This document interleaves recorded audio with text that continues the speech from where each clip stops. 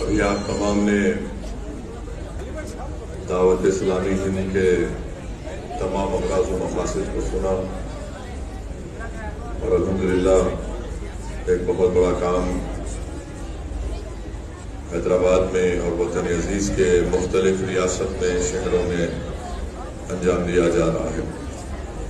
آج فیضان میں فیضان امام انور اللہ شاہ فاروقی علیہ الرحمہ مدرسے کے تحت الحمدللہ 5 فارغ التحصیل حفاظ کی دستار بندی کی گئی، ان کی خوشی کی گئی۔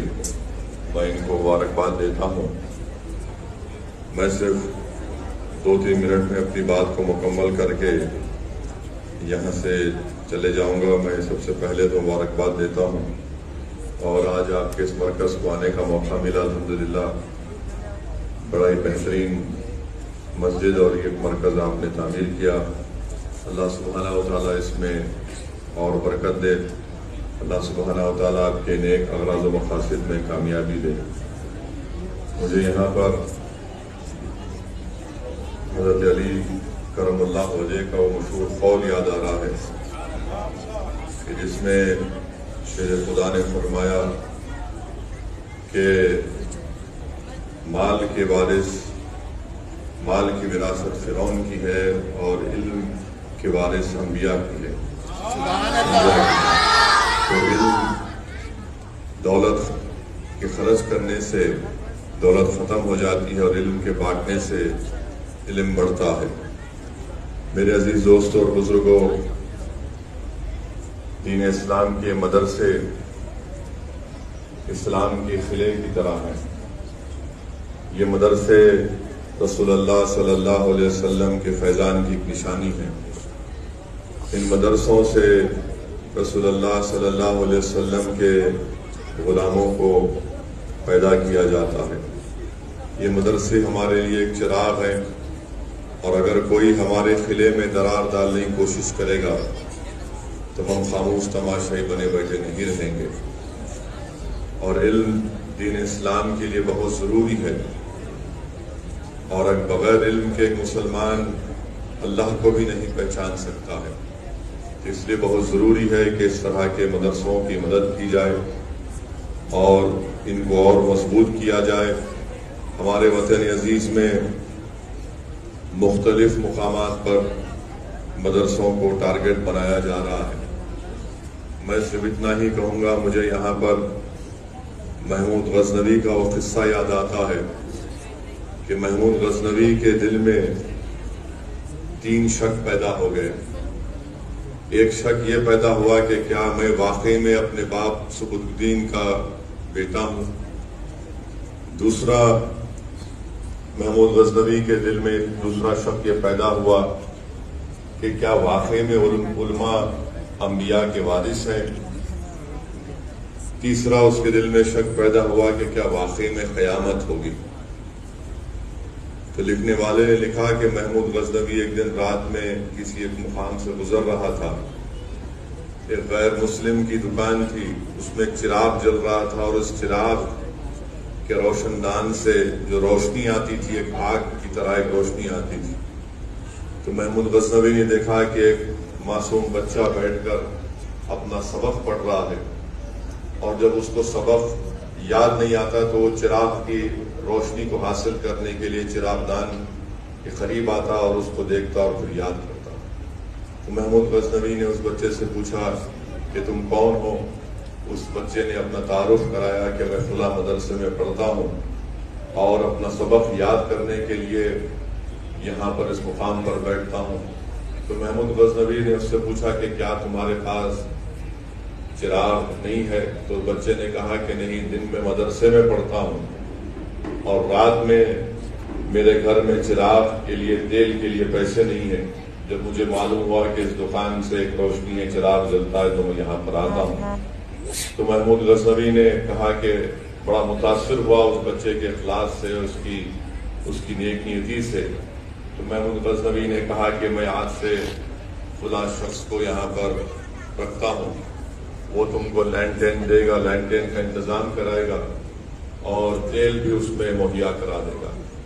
تو اس بچے کی زبان سے نکلا جزاک اللہ جزاک اللہ۔ تو محمود غزنوی نے کہا کہ مجھے جو اس معصوم بچے کی زبان سے جزاک اللہ کے لفظ کو سنا تو مجھے بڑی ٹھنڈک محسوس ہوئی، سکون محسوس ہوا۔ رات میں محمود غزنوی اپنے گھر کو گئے اور جب ان کی آنکھیں بند ہوئیں تو اللہ سبحانہ و تعالیٰ نے ان کے دل کی نگاہوں کو کھولا۔ رات میں محمود غزنوی کو محمد مصطفیٰ صلی اللہ علیہ وسلم کی زیارت ہوئی اور اللہ کے رسول صلی اللہ علیہ وسلم نے فرمایا کہ محمود تم نے ہماری وارث کے لیے اس کے پڑھنے کا انتظام کیا، قیامت کے دن میں تمہاری سفارش کروں گا۔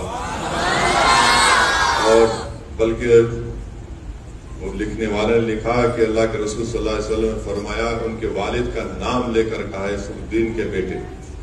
تو اس سے معلوم ہوا کہ جو مدرسوں کی مدد کرتے ہیں، جو مدرسوں میں پڑھنے والے بچوں کی مدد کرتے ہیں، اللہ سبحانہ و تعالیٰ ان کی مدد کرتا ہے۔ اس لیے میرے عزیز دوستوں اور بزرگوں، ان مدرسوں کو آباد رکھنا ہم تمام مسلمانوں کے لیے بہت ضروری ہے۔ یہ اسلام کا خلا ہے، یہ چراغ انشاءاللہ تعالیٰ صبح قیامت تک روشن اور آباد رہیں گے۔ اسی لیے مشکات شریف کی حدیث میں اللہ کے رسول صلی اللہ علیہ وسلم نے فرمایا کہ ایسے لوگ بھی ہوں گے جو بغیر حساب اور کتاب کے، بغیر عذاب اور بغیر حساب اور کتاب کے جنت کے دروازے تک پہنچ جائیں گے۔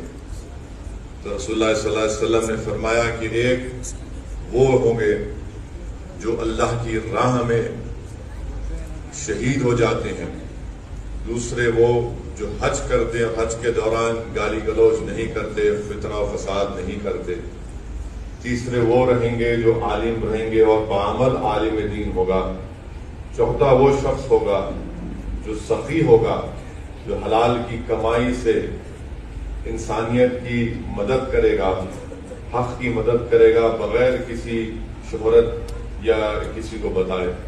تو جب ان چار لوگوں کو جنت کے دروازے پر بغیر کسی حساب کے ذات کے پہنچا دیا جائے گا تو ان چاروں میں بحث ہوگی کہ سب سے پہلے جنت میں کون جائے گا۔ اللہ سبحانہ و تعالیٰ حضرت جبریل امین کو بھیجائے گا کہ آپ جا کر اس کا فیصلہ کرو۔ حضرت جبریل اس شخص سے پوچھیں گے جو شہید تھا، اس سے پوچھیں گے کہ تو نے اللہ کی راہ میں اپنی شہادت کیوں پیش کی؟ تو وہ کہتا ہے کہ میں نے دین اسلام کی کامیابی کے لیے اور کلمہ حق کی سربلندی کے لیے میں نے اپنے خون کا خطرہ بہایا۔ پھر جبرائیل علیہ السلام اس سے پوچھیں گے کہ تم نے یہ کہاں سے سیکھا، کہاں سے سنا؟ تو وہ کہے گا کہ میں نے ایک عالم کی زبان سے سنا۔ حضرت جبرائیل اس سے پوچھیں گے جو حج پر گئے تھے، اس حاجی سے پوچھیں گے کہ تم نے یہ کہاں سے سنا تھا کہ حج کو جانے والے کے گناہ اس طرح معاف کر دیے جاتے ہیں کہ جیسا کہ اپنی ماں کی پیٹ سے بھی پیدا ہوا ہے؟ وہ حاجی کہے گا کہ میں نے ایک عالم دین کی زبان سے سنا تھا۔ پھر حضرت جبرائیل اس سخی سے پوچھیں گے کہ تم نے اللہ کی راہ میں انسانیت کے لیے یہ زکوٰۃ، صدقہ اور پیسے کیوں بانٹے؟ تو وہ کہے گا کہ میں نے ایک عالم دین کی زبان سے سنا تھا۔ تو جبرائیل امین، مشکات شریف کے حدیث کے الفاظ ہیں، جبرائیل امین کہیں گے کہ ایک عالم کا ادب ملوث رکھو، یہ عالم استاد ہوتا ہے۔